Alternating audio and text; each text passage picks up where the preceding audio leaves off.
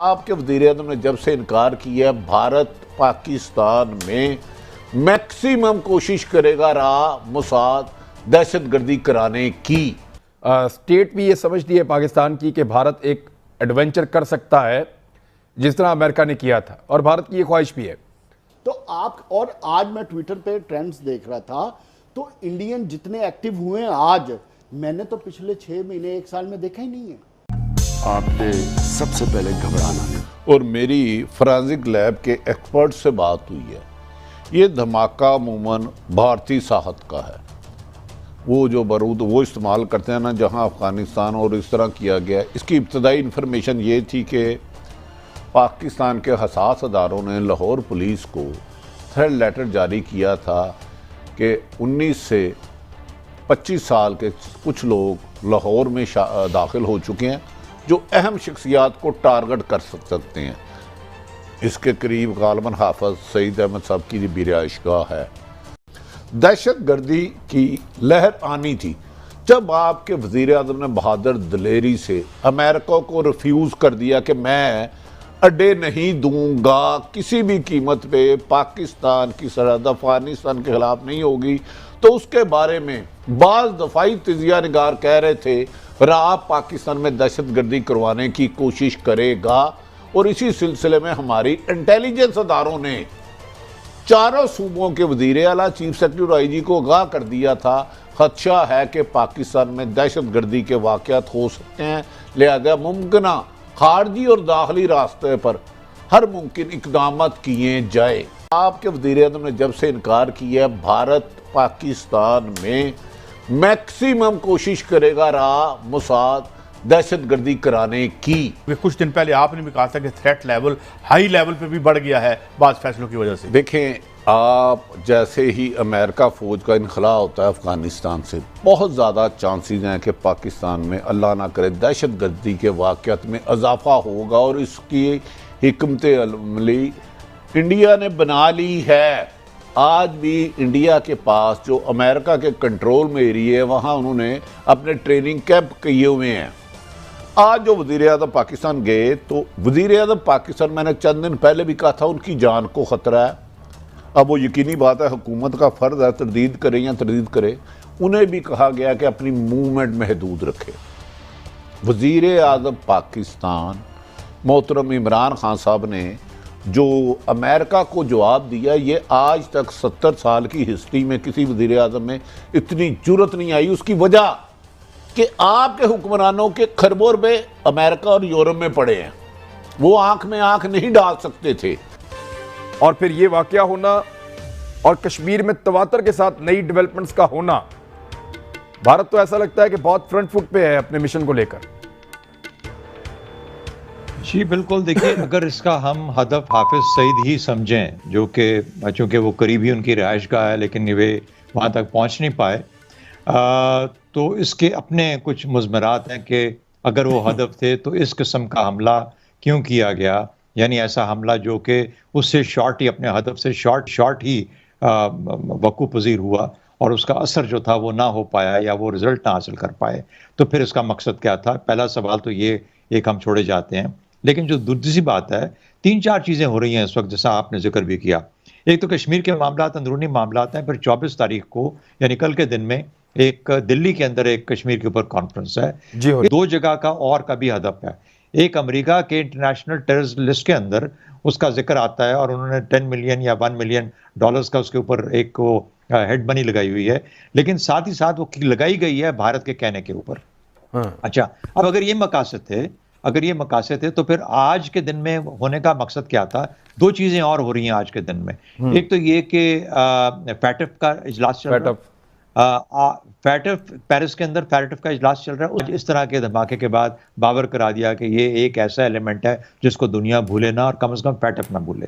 दूसरा, अफगानिस्तान के सदर अशरफ गनी और वाइस प्रेसिडेंट अब्दुल्ला अमेरिका जा रहे हैं, वाशिंगटन जा रहे हैं प्रेसिडेंट बाइडन से मिलने के लिए।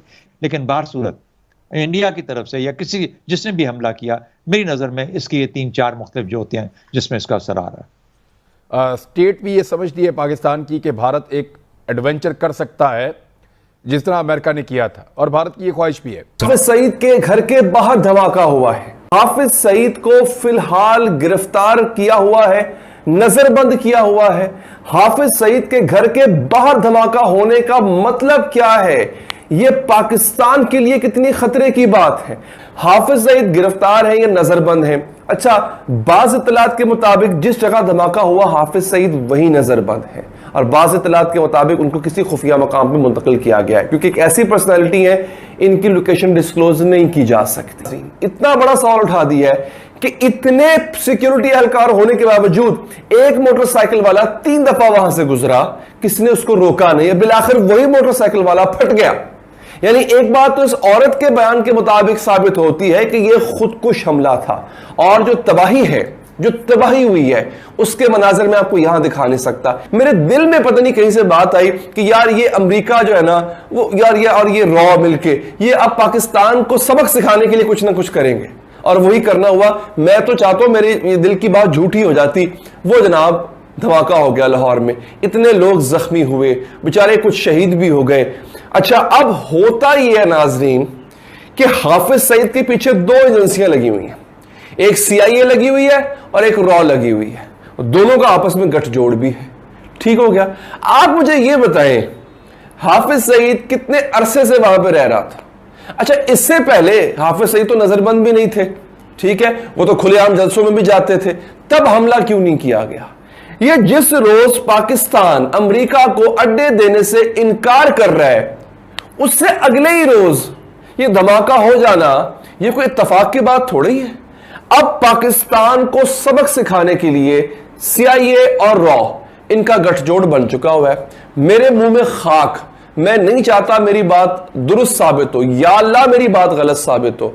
अब पाकिस्तान में दोबारा से एक दफा दहशतगर्दी को जन्म देने की कोशिश की जाएगी। अल्लाह ताला सलामत रखे हमारी पाक फौज को, अल्लाह ताला सलामत रखे हमारी ISI को। 2 तरह से प्रेशर बिल्ड किया जाएगा।